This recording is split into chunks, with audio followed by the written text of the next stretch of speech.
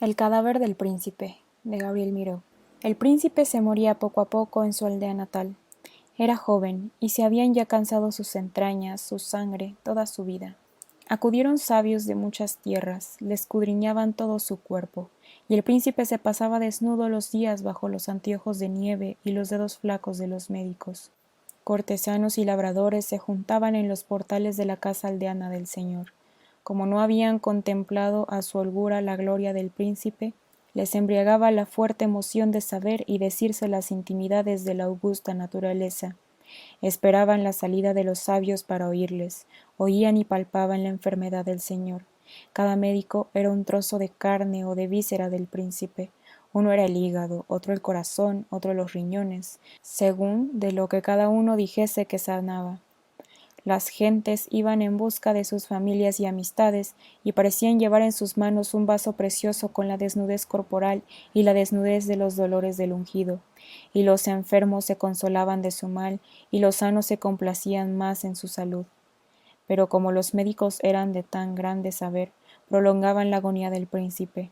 Estaban preparados los lutos y las ceremonias. Se había ya repetido con melancólica reverencia: vienen los días tristes de la orfandad del reino, y sonreían al heredero. Solo faltaba que el príncipe muriese. Palatinos, generales, ministros, magistrados y próceres paseaban su tedio jerárquico por la sembradura, por el caminar, por los prados. No se explicaban el antojo de morir en una aldea. Es verdad que en ella había nacido el príncipe. Viniendo la princesa madre de otras comarcas, le llegó el parto en el camino aldeano. Después quiso que su hijo conociese el humilde lugar y que lo amase sobre todos los lugares de su reino.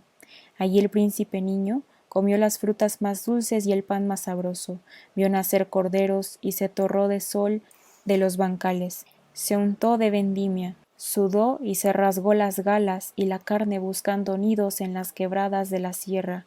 Más que la rudeza de los juegos, enojaban a los ayos y pajes las villanas compañías de su señor.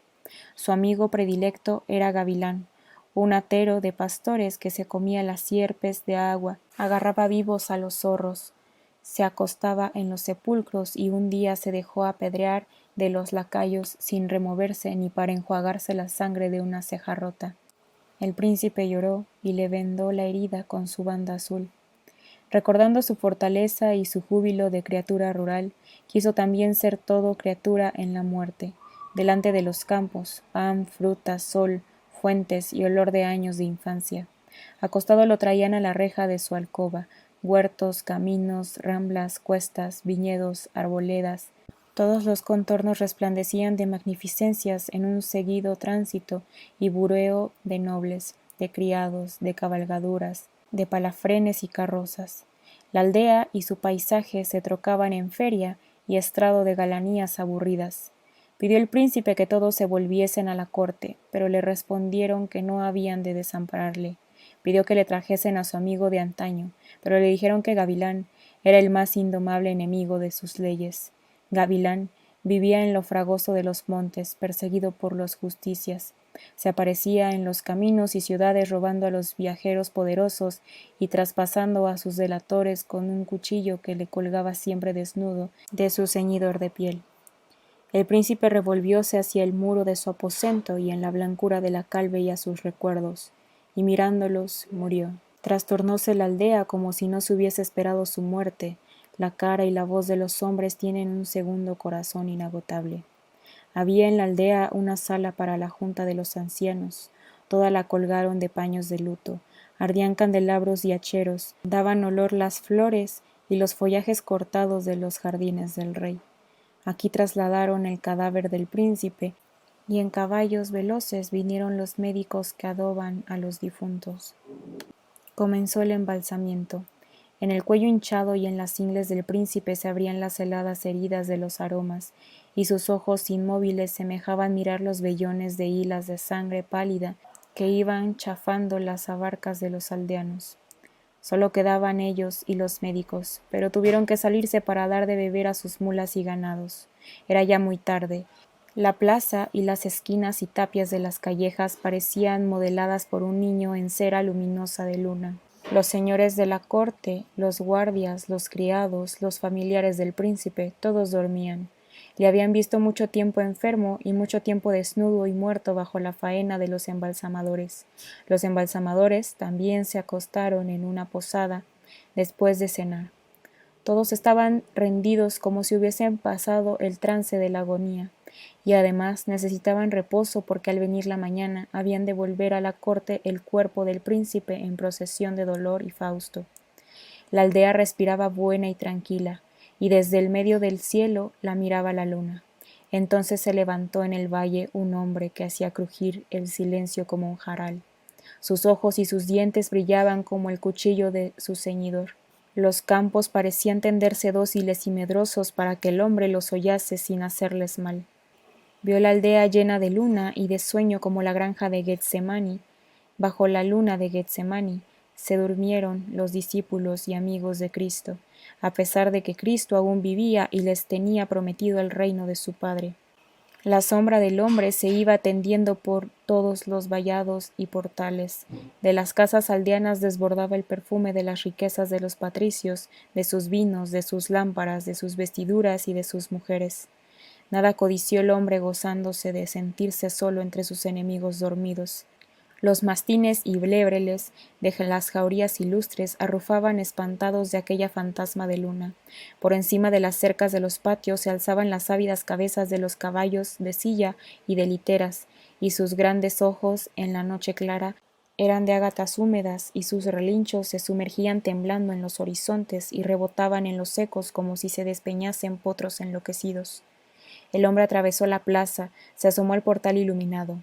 Ardían los blandones con una llama quieta, y toda la claridad caía en las flores y en el oro del féretro. Los paños de los muros ahogaban los recintos y daban su silencio angosto, bajo el silencio espléndido de la noche lunar. Y el hombre fue acercándose al príncipe muerto. Estaba casi desnudo. No pudieron vestirle los embalsamadores por la hinchazón del vientre. Para cerrarle el cuello del tisú de la primera túnica le apretaron la garganta como si estrangulasen a un reo, y el brocado le iba hediendo la carne lívida. Lo dejaron en la preciosa urna y encima le tendieron todas sus galas. El hombre lloró de ternura y de compasión. Lo imaginaba perpetuamente ahorcado dentro de su lecho de oro y con el puñal que rajaba a las fieras y a sus enemigos, cortó el collarín de la túnica y el cráneo del príncipe se ladeó dulcemente. El hombre sentóse en la sombra del muerto y le hizo compañía. Fuera se iba devanando la noche. Se removieron los guardias, sonaron sus armas en las losas. Algunos salieron y llamaron en el parador pidiendo que les diesen de beber. Volvieron al pórtico de la capilla. Uno se asomó, estuvo mirando los hacheros y al hombre que velaba quietamente en la sombra. No le conocía. Bien podía ser un labriego devoto y afligido. Se apartó con sus camaradas y sintióse recrujir su cuerpo en la estera. Volvió a helarse todo el silencio. El hombre contempló los valles tiernos nupciales, al amor de unas montañas de alabastro. Solo velaba su pena. De súbito se erizó, escuchando como en una de sus celadas de salteador, y arrancó al cadáver de los ropajes y del arca de oro. Pasó entre los guardias tendidos y huyó a la soledad. En sus hombros el cuerpo desnudo del príncipe se llenaba de gloria de luna, como la carne de mármol de un dios de las praderas. Cuando empezaba el alba, llamó el heredero al más válido de sus ministros, y calladamente acudieron a la capilla para que las gentes les encontrasen velando. Junto al féretro vacío se les apareció un hombre, en cuyo costado resplandecía de cirios la hoja de su puñal. Palidecieron de horror, y él les sonreía. Ya no está el príncipe. Es el único hurto que le he hecho, el de su cuerpo olvidado. Escuché en todas las puertas, en la tuya también. Todos dormíais, menos yo. El heredero le pidió arrebatadamente el cadáver augusto. Yo sentí dormir como una piara cebada. El heredero le amenazó con gritar y despedazarle en el tormento, pero se lo decía humillando la voz, miedoso hasta de que los guardias despertasen. Gavilán sonreía mostrando sus dientes de fiera joven. El heredero le ofreció de las riquezas heredadas. Le prometió el perdón de todos los crímenes a cambio del cuerpo del príncipe.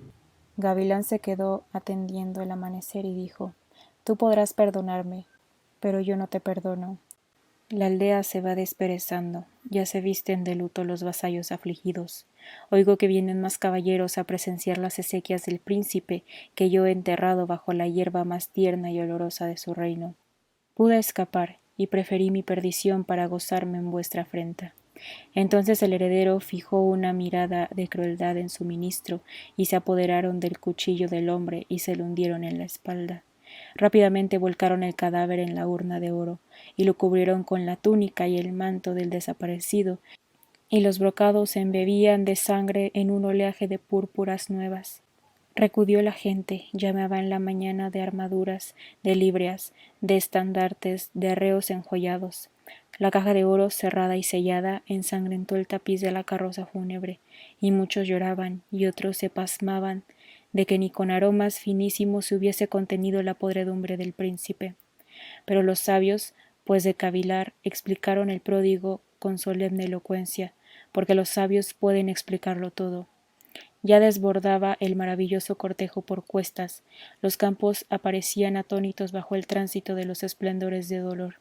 En todas las encrucijadas y travesías del camino iban saliendo multitudes que reverenciaban y plañían a su príncipe. Salían prelados y abades, sacaban insignias y banderas, salían música y lloros, y la inspiración descendió a la frente de los poetas del reino.